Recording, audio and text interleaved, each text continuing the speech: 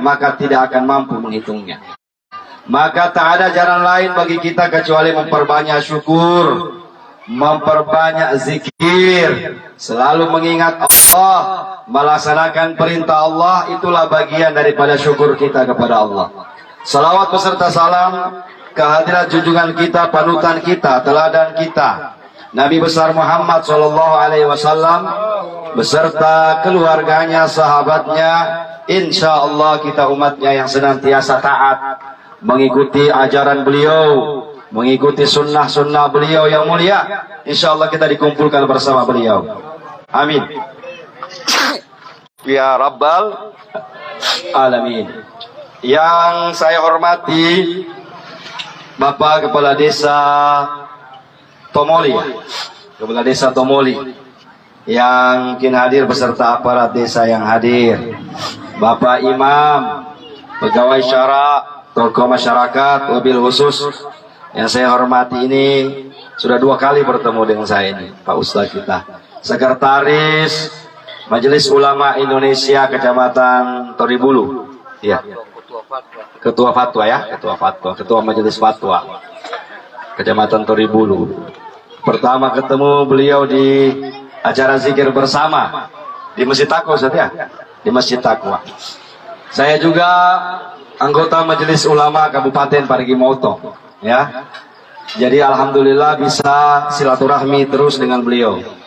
Yang saya hormati seluruh jamaah. Saya dengar ada jamaah juga ini, jamaah tabligh saudara-saudara kita yang baru datang di Tomoli. Selamat datang, insya Allah bisa membawa berkah bagi kampung ini. Amin ya Rabbal Alamin. Bil khusus para haji, para hajjah yang hadir, saya diundang ini sahabat saya, sahabat sekaligus saudara haji saya, Haji Cingkiang ini, keponakan almarhumah ini, sama-sama berangkat haji dengan saya tahun 2018 bersama istri beliau, Haja Rasnah. Jadi kita ini saudara sama-sama jamaah haji. Jadi sudah akrab semenjak pulang dari Tanah Suci. Alhamdulillah beliau undang saya tadi, padahal saya ada keluarga yang meninggal juga, maka lambat datang, tapi alhamdulillah masih dapat, masih Riki juga ini, walaupun cuma dapat pertengahan tahlil. Bil khusus lagi keluarga besar almarhumah yang saya hormati. Kita malam ini bertemu di tempat ini, kita dengan niat pertama kita mendoakan keluarga kita yang sudah meninggal. Kenapa perlu didoakan? Nabi mengatakan laulal ahya lahalakal amwat. Kalau tidak, bukan karena orang-orang yang hidup, celakalah orang-orang yang mati. Orang yang meninggal itu membutuhkan doa. Orang yang al-mayyit kal gharak. Orang meninggal itu bagaikan orang yang tenggelam. Ketika ada orang yang tenggelam, yang dia butuhkan itu adalah bantuan, pertolongan. Kalau ada orang yang tenggelam, biar kita kasih uang 1 miliar, dia tidak mau lagi. Kalau kita buangkan dia tali atau ban, ucus, senang dia. Begitu juga orang yang meninggal dunia. Kita mau berikan apapun, dia tidak mau lagi. Karena yang berguna di dalam kubur itu adalah doa. Yang berguna dalam kubur adalah istighfar dari orang-orang yang masih hidup. Yang berguna di alam kubur itu adalah sedekah oleh orang-orang yang masih hidup. Maka kita malam ini pertama mendoakan almarhumah. Allahumma gfir laha, ya Allah ampuni dosanya. Warhamha, sayangi dia ya Allah. Wa'afiha, maafkan dia kalau ada kesalahannya. Kita doakan dalam doa tahlil kita. Maka tahlil ini penting. Halala yuhallilu tahlila, mengulang-ulang kalimat la ilaha illallah. Kalimat la ilaha illallah itu kalimat dahsyat, kalimatul azam. Zikir afdalu dzikri fa'lam annahu la ilaha illallah. Paling afdalnya zikir, paling baiknya zikir kata Nabi adalah kalimat la ilaha illallah. Jadi tahlil tadi itu gunanya untuk orang yang meninggal. Sementara ceramah seperti ini, takziah seperti ini, kegunaannya bukan untuk orang yang meninggal. Kegunaannya buat kita yang masih hidup, supaya kita bisa bersiap menghadapi kematian. Ya, supaya ketika di acara takziah ini kita diingatkan tentang kematian, akhirnya kita bisa bersiap. Khairun nas aqyasun nas aktsaruhum dzikran lil maut. Manusia yang paling pintar, manusia yang paling cerdas, kata Nabi, adalah orang-orang yang sering mengingat kematian. Ini salah satu bentuk mengingat kematian, bapak-bapak. Maka kita sudah tahlil.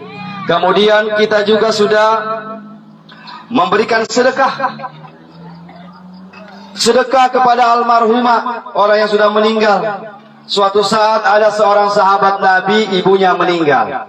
Dia datang sama Nabi dan bertanya, "Ya Rasulullah, wahai Rasulullah, ummi matat. Saya punya ibu, mamaku meninggal dunia. Apa anta saddaq alaiha? Bolehkah saya bersedekah atas nama orang tua saya yang sudah meninggal?" Rasulullah bilang, "Bala, silakan." Dia tanya lagi, "Ayu sadaqati afdal ya Rasulullah? Sedekah apa yang paling afdal ya Rasulullah?" Maka Nabi mengatakan, "Saqil ma," memberi orang minum air, memberi orang air minum. Tadi bukan cuma air minum kita, Pak. Sudah dengan kambingnya, dengan ayamnya, alhamdulillah. Banyaknya pahala yang diterima oleh almarhumah. Kalau kita makan tadi, apa yang kita makan ini insya Allah jadi tenaga, kita pakai sholat, dia terima juga pahalanya. Maka kalau ada di acara duka, makan. Kalau ada orang tidak mau makan, rugi sendiri. Ya, karena Rasulullah bilang itu sedekah. Ya, sedekah. Sedekah untuk orang yang sudah meninggal, insya Allah. Berikutnya bapak-bapak, ibu-ibu, kaum muslimin, muslimat, jamaah takziah yang dirahmati Allah. Ini sudah hari ke-40. Ya, hari ke-40 itu, 40 itu adalah angka yang istimewa dalam Islam. Angka 40 itu angka yang istimewa. Pertama, Nabi diutus oleh Allah menjadi Nabi di umur 40 tahun. Artinya orang kalau sudah umur 40 tahun matang secara spiritual. Orang kalau sudah 40 tahun maka harus kebaikannya lebih banyak daripada kejelekannya. Kata Nabi, kalau ada man balaga umruhu arba'ina sanatan, barang siapa orang yang umurnya 40 tahun lebih banyak kejahatan yang dia buat daripada kebaikan, niscaya orang ini orang yang celaka. Na'udzubillah. Tetapi kalau sudah umur 40 tahun, kebaikan kita lebih banyak, mudah-mudahan kita selamat. Maka alhamdulillah, ibu bapak, tidak ada kata terlambat. Selagi Allah berikan hidayah, ayo jemput hidayah. Berjuang di jalan Allah, berkorban di jalan Allah. Sesuai dengan apa? Seperti sahabat-sahabat kita ini, mereka berjuang dengan harta tenaga. Kita juga berjuang dengan harta tenaga kita. Ya, masing-masing kita di jalan kita masing-masing. Ada yang mengajar ilmu agama, ada yang memperjuangkan agama di parlemen misalnya. Ada yang berjuang untuk agama di pemerintahan, menjadi PNS, ASN dan sebagainya. Ada yang memperjuangkan agama melalui hartanya, sedekah, ya, zakat, infak, semuanya. Tidak ada yang sia-sia, bapak ibu. Semua yang kita lakukan ini asal diniatkan ibadah sama Allah, insya Allah Allah terima sebagai ibadah. Ya, maka mudah-mudahanlah. Ini angka 40 Nabi. Jadi angka 40 ini Nabi diangkat menjadi Allah, menjadi Rasulullah umur 40. Wali-wali Allah juga diangkat oleh Allah umur 40. Jadi kalau ada orang yang mengaku wali Allah, umur berapa? 30. Saya wali Allah. Wali bohong. Bisa saya wali daya. Ya. Orang itu harus 40. Ya, 40 tahun dilantik oleh Allah menjadi kekasihnya. Ada waliullah, ada kekasih Allah, ada wali syaitan, kekasih syaitan. Mudah-mudahan kita ini menjadi wali Allah semua, amin ya rabbal alamin. Berikutnya bapak-bapak, kenapa 40? Sekarang kan orang tanya, kenapa berdoa itu pakai hari? Ya, ada hari ketiga, ada hari ketujuh, ada hari ke-12, ada 40. Apa adakah dalilnya? Bagi orang yang tidak punya dalil, dia bilang lagi bid'ah. Tidak sesuai lagi ajaran agama. Padahal dia belum membuka referensi-referensi agama, referensi-referensi dalil yang menyebab yang berkaitan dengan masalah ini. Antara lain Nabi Shallallahu Alaihi Wasallam mengatakan dalam hadis riwayat Tirmidzi, doa fi salata, doa yang dibaca pada hari ketiga itu yusabu fa'iluhu ila usbu. Kalau doa yang hari ketiga kita baca, maka doa itu berlanjut sampai hari ketujuh. Artinya mulai dari hari ketiga kita bacakan doa itu, orang yang di dalam kubur itu menerima terus pahala sampai hari ketujuh. Maka kenapa ada lagi orang buat hari ketujuh?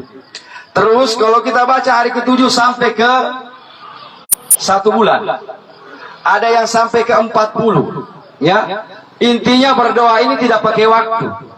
Kalau seandainya kita orang kaya, tiap hari kita doakan orang tua. Kalau seandainya kita punya harta, maka berdoa sama orang tua tidak perlu waktu. Setiap habis sholat, Rabbi ghfirli wali walidayya warhamhuma kama rabbayani shaghira. Kenapa kita undang orang lain untuk datang mendoa? Karena kita berniat sedekah, menyambung tali silaturahim. Dicontohkan Nabi tidak Ustaz? Nabi setiap tahun di hari wafatnya istrinya Siti Khadijah, yadbahu syat, dalam hadis Nabi itu di hari wafatnya istri tercinta Siti Khadijah, Nabi pasti sembelih kambing.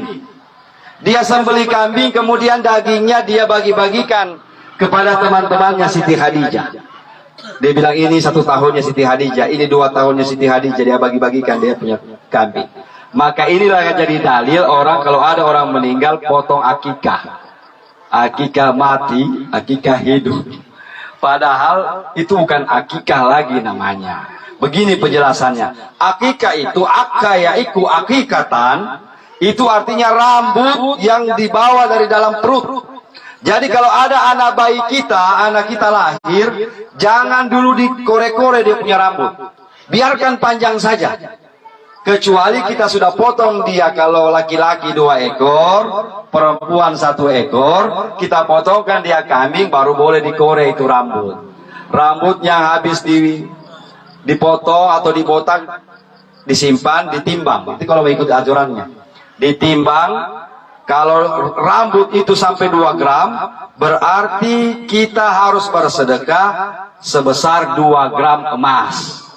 Itu harusnya. Maka orang-orang dulu, kalau dia gunting rambut anaknya, rambutnya dia simpan. Itu ada maknanya, itu ada ajaran agama, ditimbang. Ditimbang, kalau dia 2 gram, berarti kita tanya, berapa 1 gram emas sekarang? Kalau dia sebut 1 gram itu 500.000, maka kita harus keluar 1 juta. Itu baru resmi anak kita, resmi lunas. Karena kata Nabi, anak itu masih tergadai dengan Allah sebelum dipotongkan akikah.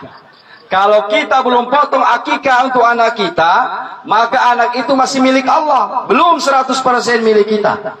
Tetapi begitu kita sembelih kambing, maka resmi anak itu menjadi anak kita. Hati-hati sekarang bapak-bapak. Mudah-mudahan di sini ulama-ulama kita ustaz-ustaz sudah budayakan. Ada sekarang orang beberapa kampung sudah tidak terkenal lagi akikah, ya. Padahal beli motor bisa, beli HP yang harga 6 juta bulan depan ganti lagi, bulan depan ganti lagi. Tapi begitu beli kambing untuk anak harga 3 juta saja kambing, mengeluh dia, oh mahal sekali kambing. Padahal kalau untuk akikah itu penting, ya. Apa pentingnya akikah? Al-Imam Ahmad bin Hambal, salah seorang imam mazhab, mengatakan, anak yang tidak diakikah oleh orang tuanya, niscaya anak ini tidak bisa memberikan pertolongan nanti di hari kiamat. Nauzubillah. Walaupun anaknya penghafal Quran, orang yang menghafal Quran itu bisa menolong keluarganya 70 orang. 70 orang keluarganya dalam neraka bisa dia tarik, Pak, kalau dia penghafal Quran. Tetapi kalau anak ini belum diakikah oleh orang tuanya, tidak diberikan izin oleh Allah. Maka penting. Nah, kenapa sekarang muncul istilah akikah mati? Kita zaman dulu orang-orang tua kita ini belum tahu. Kira-kira kita orang punya orang tua ini sudah diakikah apa belum? Kan tidak mungkin kita tanya sama kita punya nenek. Nenek sudah diakikah dulu? Pasti nenek bilang, mana saya tahu, saya masih kecil juga. Ya.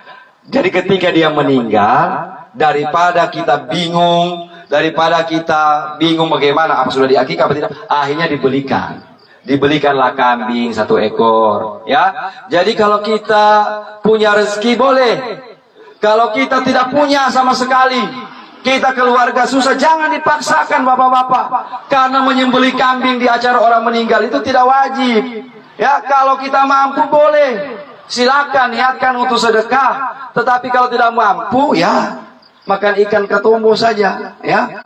Jadi begini, karena sekarang ini banyak orang yang mempersulit agama, maka perlu diperjelas. Bapak, ibu-ibu, kaum muslimin, muslimat yang dirahmati Allah. Jadi itu akikah. Akikah ini penting sekali. Nah, bagaimana kita menghadapi orang mati? Baik. Ini penjelasan saya tadi malam ceramah di Tombol di Pelawa tadi malam. Kecamatan Parigi Tengah. Saya sampaikan ulang di sini. Menghadapi mati ini, kata Rasulullah Sallallahu Alaihi Wasallam, kiamat itu ada 2. Pertama disebut dengan kiamatul kubra, kiamat besar. Dan yang kedua disebut kiamatus sugra, kiamat kecil. Kiamat besar ini sudah banyak terjadi, Pak. Tanda-tandanya alamatus saat, tanda-tanda kiamat besar mau terjadi. Kalau baru mulai dipresentasi, sekarang itu sudah 90% tanda-tandanya, Pak. 90%. Tinggal sedikit lagi. Tetapi kalau Allah berkehendak 100% pun, kalau Allah belum berkehendak, belum terjadi. Belum ditegakkan kiamat. Tetapi tanda-tanda ini sudah disampaikan Rasulullah 1400 tahun yang lalu. Tuksiruz zina, banyaknya terjadi perzinahan. Ya. Tuksir apa? Banyaknya orang yang meminum minuman keras. Masjid di tempat-tempat itu sudah mulai kosong. Ya, orang berlomba-lomba memperbaiki rumah, mempermegah rumah, sampai melupakan masjid. Maka di mana-mana, alhamdulillah masjid-masjid di sini Tomoli bagus, masih bagus-bagus masjidnya. Kalau di kampung-kampung lain lebih bagus burung walet, sarang walet lebih gagah dari masjid. Allahu Akbar. Ya, kita harus, karena ini penting sekali. Apalagi wa kasratul zalzalah. Tanda kiamat besar itu banyaknya gempa bumi. Tadi malam, Pak, itu getarannya saya sempat rasa juga, tapi kecil sekali. Ternyata saya buka BMKG tadi malam 5, kemarin dulu malam itu 5, di Aceh. Ya, 5, berapa? 6,2 kalau tidak salah. Auzubillah, itu besar itu, Pak. Banyak sekali gempa terjadi. Itu tanda-tanda kiamat. Baik. Tanda kiamat besar ini adalah hancurnya alam semesta. Kiamat besar itu semua ciptaan, wa kullu man 'alaiha fan wa yabqa wajhu rabbika dzul jalali wal ikram. Semua yang diciptakan oleh Allah akan hancur, akan musnah semuanya. Yang tertinggal hanya Allah Subhanahu wa taala. Ketika itu dalam Al-Quran coba kita lihat. Bismillahirrahmanirrahim. Al-Qari'ah mal-Qari'ah wa ma adraka mal-Qari'ah yauma yakunun nasu kal farashil mabthus. Hari di mana ketika itu manusia bagaikan kupu-kupu, bagaikan anai-anai, Pak. Beterbangan kita. La haula wala quwata illa billah. Coba kita lihat burung-burung itu. Kalau dia lihat lampu, maka mereka berebutan. Mereka berkumpul di tempat itu. Di satu titik seperti lampu, coba lihat. Begitu besok pagi, coba lihat, Pak. Ada yang tidak ada lagi kepalanya, ada yang tidak ada sayapnya, bertabrakan. Sama dengan kita. Ketika yauma yunfahu fis suri fatatuna afwaja. Ketika Allah meniup, malaikat meniup trompet, ditiup-tiupan pertama, fatatuna afwaja, maka manusia lari berbondong-bondong, Pak. Berterbangan, berkumpul menjadi satu. Nauzubillah, kalau kita mau dapat kiamat, jangan minta-minta dapat kiamat. Ya, jangan minta, oh saya merasa itu kiamat. Jangan, terlalu berat, tidak mampu. Ya, luar biasa. Dan kiamat itu apa tandanya? Baik. Tanda yang nyata disampaikan oleh Rasulullah tentang kiamat besar itu dalam hadisnya, la ya'ti sa'a illa yaumal jum'ah. Tidak datang, tidak ditegakkan hari kiamat oleh Allah kecuali kiamat itu terjadi di hari Jumat. Mengapa hari Jumat menjadi hari yang istimewa? Maka kalau hari Jumat pergi Jumat, siapa tahu saja itu mau kiamat sebentar sore. Ya, kalau kamu tidak Jumat, Allahu Akbar. Maka Jumat itu penting dan penting sekali. Karena mengingat jangan sampai terjadi kiamat. Baik, kalau kita mau cerita tentang kiamat ini, dari sekarang sampai sebentar tengah malam tidak habis-habis dicerita, panjang sekali. Yang perlu saya mau sampaikan di ceramah takziah ini 40 hari, yaitu kiamatus sughra, kiamat kecil. Kiamat kecil itu kita semua punya kiamat. Saya punya kiamat, beliau punya, Pak Haji punya, semua kita punya. Kapan kiamat kita terjadi? Kiamat kita terjadi masih rahasia Allah.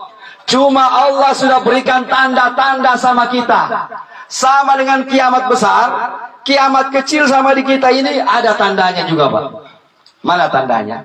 Kalau ciptaan Allah dalam tubuh kita ini sudah mulai melemah, sudah berkurang fungsinya, kiamat sudah pelan-pelan datang. Kalau dulu makan daging kambing itu, Masya Allah, biar yang sate yang keras, dia gigi istilahnya. Sekarang gigi permisi satu persatu. Kiamat sudah mulai dekat. Ya, kalau dulu telinga bisa mendengar apapun, sekarang ini sudah salah-salah dengar. Berarti kiamat kita sudah dekat, Bapak. Ya, jadi sekarang ini Allah sudah mengatakan, Nabi sudah mengatakan. Coba kita lihat, baik kita cerita mengenai umur kita ini, Bapak. Manusia yang pertama, Nabi Adam, umurnya berapa tahun? 1000 tahun. Cuma Nabi Adam sendiri. Cuma Nabi Adam sendiri manusia yang umurnya 1000 tahun. Tahu Nabi Adam, Pak? Puluh tingginya Nabi Adam itu, tingginya sama niata sab'ina zira'an, 70 hasta. 70 hasta ini ibaratnya 70 meter. Coba bayangkan itu, Pak, dua kali pohon kelapa tingginya Nabi Adam. Maka cerita orang tua dulu raksasa itu betul. Nabi Adam tingginya begitu, ya, 70 hasta.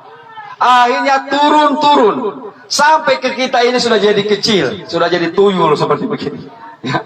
Bayangkan dari Nabi Adam itu 70 hasta turun. Begitu juga umur. Nabi Adam 1000 tahun, turun ke istrinya Siti Hawa 950 tahun, sudah takorting 50. Turun ke anaknya Nabi Syed, Nabi Idris, cucunya terus sampai ke Nabi Nuh 930 tahun. Turun ke Nabi Ibrahim tinggal 600 tahun. Turun ke Nabi Musa tinggal 300 tahun.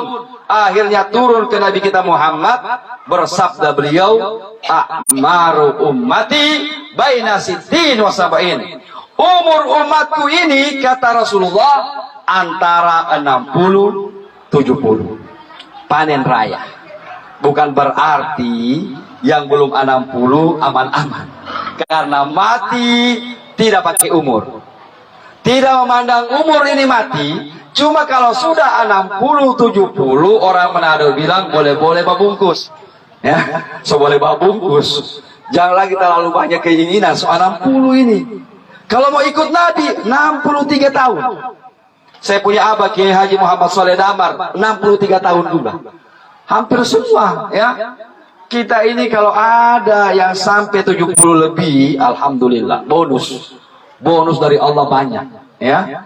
Tidak ada lagi makhluk Allah yang sudah sampai 100 lebih sekarang, tidak ada. Hasil penelitian, mungkin kita baru tahu sekarang. Hasil penelitian para ahli, makhluk hidup yang paling lama umurnya sekarang ini ikan. Tetapi bukan semua ikan. Ada ikan nama ikan hiu hybrid.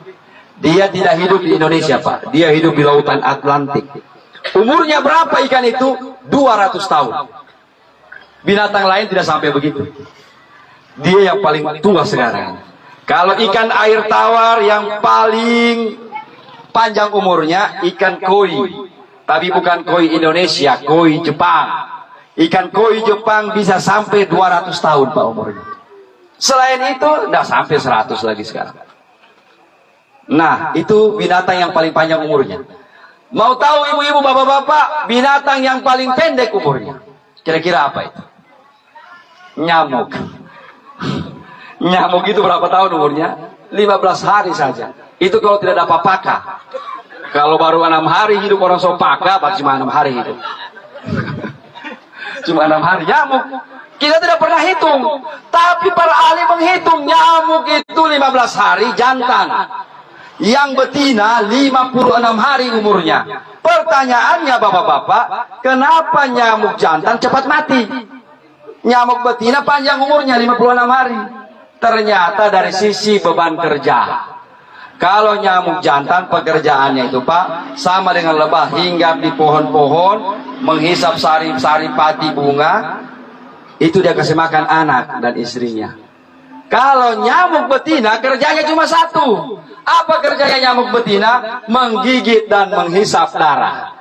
Jadi kalau ada nyamuk menggigit kita, pastikan nyamuk betina itu, bukan nyamuk jantan. Jadi ibu-ibu sekarang ini jangan jadi nyamuk betina, ya. Habis suami disuruh kerja terus. Tidak ada dikasih istirahat. Nyamuk betina ini mau cepat mati suami nanti, ya. Harus suami itu dikasih istirahat sedikit. Jangan jadi nyamuk betina hanya begitu. Nah, selain itu, ya Allah ya Karim. Oleh karenanya, baik, kita tidak panjang-panjang ceramah ini. Satu, persiapan menghadapi mati. Mati itu perjalanan panjang. Bukan perjalanan 1-2 tahun mati ini. Coba kita bayangkan, orang yang meninggal dari zaman Nabi Adam sampai sekarang masih di alam barzah. Sudah berapa tahun mereka menunggu? Kalau kita mati tahun 2023 tahun ini, sementara kiamat tahun 3000 nanti misalnya, 1000 tahun dalam kubur bapak-bapak ibu-ibu. Panjang perjalanan mati ini. Maka persiapan harus hebat. Persiapan harus mantap. Alam barzah itu adalah alam yang sama dengan alam dunia. Jangan kita sangka, maka dikatakan al-qabru awalu manzilin min manazilil akhirah. Kubur itu rumah pertama dari rumah-rumah di akhirat. Maka disebut rumah. Coba lihat bahasa Arab. Darun rumah, baitun rumah, manzilun rumah. Itu bahasa Arab, bahasa yang paling kaya. Cuma dari 3 ini masing-masing punya pengertian. Tapi mengujung ke rumah semua. Maka Allah menyebut alam kubur itu manzilun, tempat tinggal. Artinya tempat tinggal sama dengan rumah di dunia. Kalau di rumah dunia ada lampu, di alam barzah juga ada. Kalau di rumah kita ini ada kursi, ada juga di sana. Sekarang ini orang tertipu. Dia perbaiki rumah dunianya, kasih bagus. Kore terus rumah sudah bagus, bikin lagi ini, bikin lagi ini. Tapi dia lupa memperbaiki rumah akhiratnya. Rumah akhiratnya dia lupa. Maka perbaiki rumah akhirat. Ya, untuk lebih jelasnya Profesor Dr. Quraisy Shihab itu ulama kita Pak. Ulama ahli tafsir dunia sekarang itu. Berasal dari Indonesia, masih hidup. Kita punya Profesor Dr. Quraisy Shihab, biasa di televisi ya nonton. Beliau mengatakan begini. Alam barzah itu, alam kubur itu bagaikan rumah kaca. Bagaikan rumah kaca. Cuma kacanya kaca riben. Kalau kita punya mobil, kita riben, kita punya mobil, kita dari dalam bisa lihat orang di luar. Bebas kita lihat orang di luar, oh ini. Tetapi orang dari luar tidak bisa melihat kita dalam mobil, karena di riben. Sama dengan orang yang meninggal ini Pak. Jangan kira ini almarhumah tidak tahu siapa yang datang malam ini. Dia tahu semua Pak. Dia lihat siapa yang baca Quran, siapa yang baca tahlil, siapa yang ceramah, siapa yang sibuk urus acara ini, dia tahu. Tapi kan dia tidak bisa lagi berkata-kata, kita tidak bisa sambus. Kita ini bapak-bapak, kalau kita punya orang tua sudah meninggal, jangan lagi nakal. Ini saya sampaikan sama anak-anak muda. Lebih baik kita nakal orang tua masih hidup. Kalau orang tua masih hidup, contoh kita di Palu, kita minuman narkoba di Palu. Orang tua di Tomori tidak tahu, kecuali orang lapor. Anakmu ini narkoba di Palu. Tidak kuliah dia, cuma minuman keras, cuma narkoba. Nanti orang lapor, baru dia tahu. Tapi hati-hati, kalau orang tua kita sudah meninggal, dia tahu apa yang dilakukan oleh anaknya dalam alam dunia. Tahu mereka, Pak. Tembus. Ya, maka kalau nakal memang masih orang tua masih ada. Tapi kalau sudah meninggal orang tua, hati-hati. Akhirnya tidak dengar, Pak, muncul orang tua di mimpi. Marah. Muncul orang tua menangis dalam mimpi. Dibawa ke rumah sakit ini tidak sembuh-sembuh. Penyakit aneh. Ternyata ketika dicek percek durhaka sama orang tua yang sudah meninggal. Nauzubillah min zalik. Maka jangan sampai. Jadilah anak-anak muda, hindari kenakalan remaja. Hati-hati sekarang bapak-bapak, ibu-ibu. Kita punya anak-anak sekarang ini adalah titipan dari Allah. Kalau anak kita tidak sukses, kita akan dimintai pertanggungjawaban nanti di hadapan Allah. Maka anak-anak muda, ayo sekarang dekat-dekatlah dengan masjid, ya. Dekat-dekatlah dengan ulama. Sering-seringlah datang di acara takziah, ya. Anak-anak muda sekarang ini kalau ada acara agama, takziah begini takut betul masuk. Tapi di sini banyak sekali anak muda di belakang-belakang. Seolah-olah di tempat takziah itu 40 tahun ke atas. Ditulis begitu. Padahal tidak ada, Pak. Maka persiapan menghadapi mati yang pertama, satu, perbaiki hubungan kita dengan Allah Subhanahu wa taala. Kita ini akan kembali sama Allah. Ketika kita dikubur, apa yang kita lihat? Coba. Begitu kita ditaruh di alam barzah, di alam kubur, maka semua perbuatan kita waktu di dunia sudah akan ditanya oleh Allah Subhanahu wa taala. Yang ditanya man rabbuka, man nabiyuka, itu istilahnya cuma contoh. Kalau cuma yang 5 ini ditanya, tidak usah belajar orang. Man rabbuka, Allahu rabbi. Semua bisa jawab kalau cuma yang 5 itu. Itu dicontohkan Nabi. Nabi contohkan pertanyaan di alam kubur begini modelnya. Tapi bukan cuma yang 5 ini. Ya Allah akan tanya bagaimana kita menghadapi kehidupan di dunia ini. Salatkah kita tidak? Baikkah hubungan kita dengan sesama manusia? Akan ditanya satu persatu di alam barzah. Di alam kubur itu oleh Allah, oleh malaikat ditanya. Maka persiapan perbaiki hubungan kita dengan Allah. Apa hubungan kita dengan Allah yang perlu kita perbaiki? Pertama, tauhid. Wahada yuwahidu tauhidan. Kita mengesahkan Allah. La ma'buda illallah. Tidak ada yang disembah kecuali Allah. Ini yang harus kita taruh. Tidak ada boleh takut kecuali hanya kepada Allah Subhanahu wa taala. Jangan ada ketakutan sama manusia. Jangan ada ini dan sebagainya. Kita berserah diri sama Allah. Ini tauhid, Pak. Sekarang anak-anak kita sudah diracuni kita punya tauhid. Anak-anak kita sekarang ini sulit, ya. Maka perlu anak-anak kita diajar agama, ya. Dikasih masuk di pendidikan agama. Tidak harus masuk pesantren semua. Kita punya anak ini begini. Kekurangannya di Sulawesi, kalau di Sulawesi anak laki-laki 4, 2 perempuan. 4 orang ini dia cari mana yang paling bagus otaknya. Dia lihat, oh ini bagus otaknya, pintar menghafal, bagus dia punya ini ingatan, kasih masuk di sana. Sekolah yang modern, ya, SMA modern. Begitu dia lihat, ini yang popo. Orang paling bilang popo nadoyo, tengah mati mengaji, ini kasih masuk di akhirat, di pesantren. Seolah-olah akhirat itu jadi bengkel. Anak-anak nak doyong popo, itu yang dikasih masuk. Astagfirullahaladzim. Saya ini pegang anak-anak, Pak. Diajar hari ini, besok lupa. Diajar lusa, besok lagi lupa. Bagaimana kita mau ciptakan ini generasi Islam yang hebat? Rubah. Kalau di Jawa, Pak, saya sanawiyah di Parigi. Kemudian saya aliyah itu di Pondok Pesantren Madinatul Ilmi Al-Herat Dolo. Saya punya guru masih Habib Segaf almarhum. Itu guru asli langsung saya. Setelah itu saya mondok di Jakarta, Jawa, 6 tahun saya di sana, ya, sambil kuliah di sana. Nah, kalau di Jawa sana, mana anak yang paling bagus dia punya hafalan, yang paling bagus fase berbicara mengaji, itu yang ditaruh di pesantren. Sekarang harus kita rubah semua supaya Parigi Mautong ini, kita punya kampung halaman ini akan lahir ustadz-ustadz yang berkualitas, penghafal-penghafal Quran yang luar biasa, karena memang ditunjang oleh otak. Nah, ini yang penting. Maka anak-anak kita persiapkan. Hubungan kita dengan Allah pertama sholat, baik sholat. Apa perbedaan muslim, mukmin? Ini orang bingung biasa. Ustadz, apa itu muslim? Apa itu mukmin?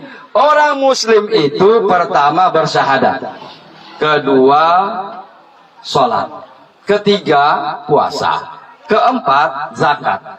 Kalau 4 hal ini dia lakukan, muslim. Tetapi kalau dia syahadat, sholat, puasa, zakat, ditambah lagi dia melaksanakan ibadah haji, naik peringkat mukmin. Maka kenapa orang berangkat haji?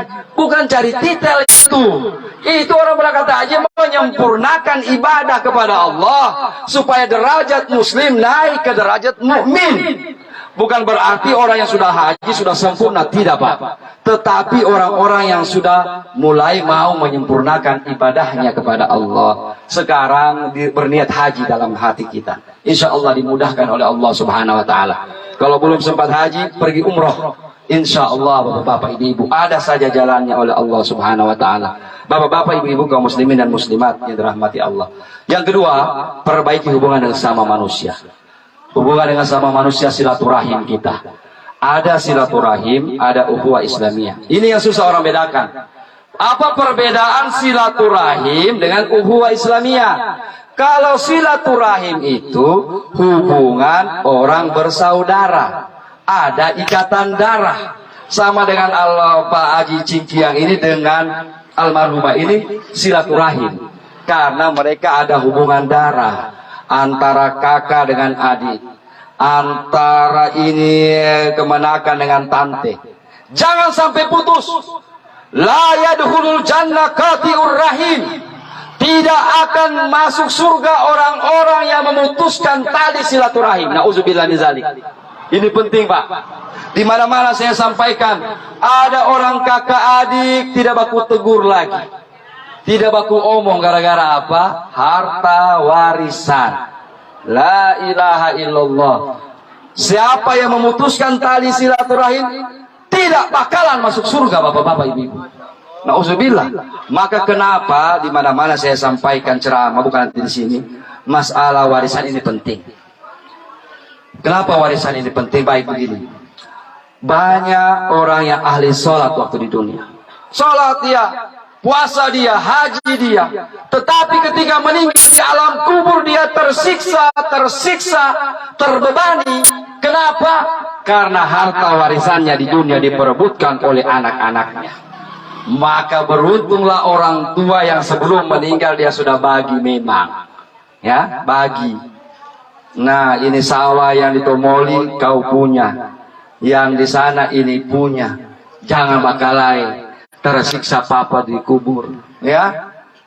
Ini rumah siapa punya papa? Oh, ini yang perempuan punya. Dengan syarat kalau masih hidup papa jangan kau kasih keluar dari rumah. Kan biasa begitu. Mana sertifikatnya papa? Ini sertifikat. Ah, sudah. Papa boleh pergi juga. Astagfirullah, ini anak durhaka ini. Ya, papa kasih warisan. Nah, begini. Pembagian harta warisan ini ada 3 pembagiannya. Pertama, dibagi secara hukum undang-undang yang berlaku di negara kita. Kalau tidak salah itu nomor 17 tahun 1972. Itu undang-undang tentang pembagian harta warisan. Kalau mau pakai undang-undang hakim negara ini, pergi ke pengadilan tinggi. Itu di sana. Kemudian ada yang orang membagi harta kedua dengan cara bagi adat. Pergi ke ketua-ketua adat di kampung-kampung adat. Tetapi kalau mau yang berkah, mau harta itu berkah, ilmu mawaris, ilmu faraid. Ilmu faraid ini ilmu tata cara membagi harta warisan. Cuma sekarang ini orang masyarakat modern tidak mau lagi bagi secara agama. Dia bilang tidak adil itu Ustaz. Ya, yang bagus itu bagi rata. Payah rata semua. Harus rata, harus sama. Sama belum tentu adil, Bapak. Jangan bilang oh harus bagi rata itu harta, belum tentu adil itu. Maka keadilan dari Allah, laki-laki lebih besar bagiannya dari perempuan. Lebih besar itu pembagian harta warisan. Contoh, makasih contoh. Kalau ada anak perempuan tunggal, dia sendiri, tidak ada saudaranya, dia sendiri, maka dia mendapat harta 1/2 dari harta. Tidak semua. Masih ada mamanya, kalau masih hidup mamanya, masih ada neneknya. Sekarang kalau dipakai hukum adat, begitu anak meninggal, anak kandung tunggal, anak perempuan sendiri, dia dapat semua itu harta. Akhirnya yang senang siapa? Suaminya. Waduh, banyak anak sendiri ini. Allahu Akbar. Tidak dibagi secara agama. 2, kalau ada anak laki-laki, ada juga anak perempuan, baku campur 5 orang, ada laki-laki 2, perempuan 3, maka perempuan itu mendapatkan 2/3 dari harta. Nah sekarang Ustaz, kalau baku campur laki-laki dengan perempuan, laki-laki 1, perempuan 1, maka pembagiannya laki-laki 2 bagian, perempuan 1. Tanah 3 hektar, sawah 3 hektar, laki-laki dapat 2 hektar, perempuan cuma 1 hektar. Perempuan jangan protes. Kenapa dia laki-laki dia yang paling banyak? Karena laki-laki itu menanggung anak dan istrinya. Iya Pak.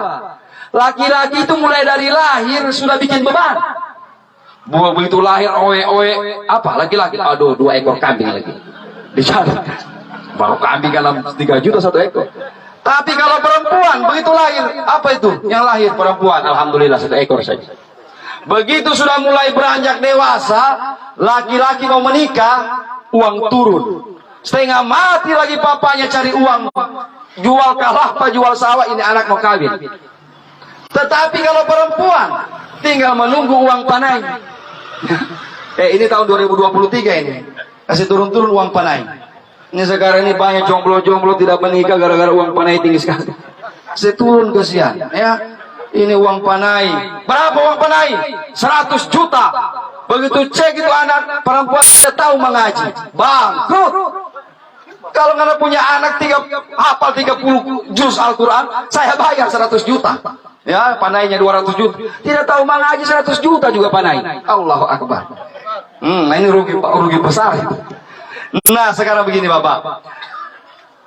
Kalau kita bagi harta warisan secara agama, insya Allah. Tanya sama Ustaz, ada fatwa MUI dan sebagainya. Tanya, saya tora sama saudara 5 orang.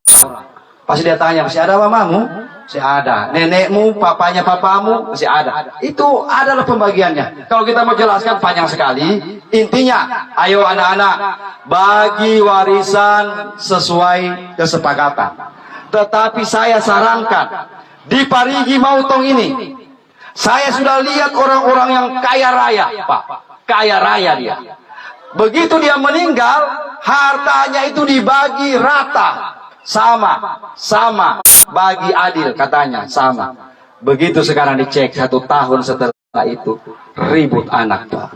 Padahal sudah dibagi rata ini, Pak. Sudah dibagi rata, ribut. Tidak berkah harta itu. Tidak berkah. Tapi kalau kita punya harta biar cuma sedikit tapi dibagi sesuai perintah Allah, sesuai yang Allah perintahkan, insya Allah berkah, berkembang terus hartanya itu. Mudah-mudahan kita bagi secara agama, insya Allah lebih berkah. Sebab apa? Jangan sampai berkelahi, jangan sampai ribut. Nauzubillah min zalik. Baik, surga nanti, di surga nanti kita masuk ya sebagai akhir ceramah. Ketika kita dari alam barzah dibangkitkan oleh Allah, yauma yunfahu bis-suri fatatuna afwaja, yang saya sampaikan tadi. Ketika ditiupkan trompet itu, mati semua kita. Trompet kedua dihidupkan kembali oleh Allah Subhanahu wa taala. Kemudian kita dikumpulkan di satu padang. Namanya padang apa? Padang mahsyar. Di padang mahsyar ini semua perbuatan kita ditimbang oleh Allah. Semua kelakuan kita waktu di dunia ditanya sama Allah. Tidak ada yang luput. Jangankan kita manusia, Pak, binatang diadili sama Allah. Binatang yang tidak punya otak diadili oleh Allah tapi tidak diazab, cuma diadili. Contoh, waktu di dunia dulu ada buaya makan kambing di dunia. Begitu di padang mahsyar, ini buaya dengan kambing dipanggil sama malaikat. Buaya, kenapa kau makan itu kambing? Oh begini, sekarang buaya dikasih kecil, kambing dikasih besar. Kambing makan dia. Begitu Pak di padang mahsyar, subhanallah. Itu masih urusan binatang, ya. Jangankan manusia, binatang saja dibuat begitu. Ada ayam, ada kambing yang bertanduk, ada dia tanduk yang tidak punya tanduk.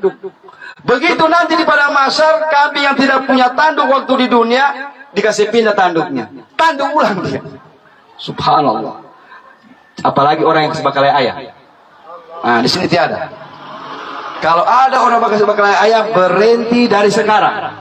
Nanti di padang mahsyar, Allah kasih besar itu ayam, kita dikasih kecil. Kong disabung sama ayam. Ayam bilang gosok, teto dia, pasang taji. Baru manusia di sini disuruh disabung sama ayam, Pak.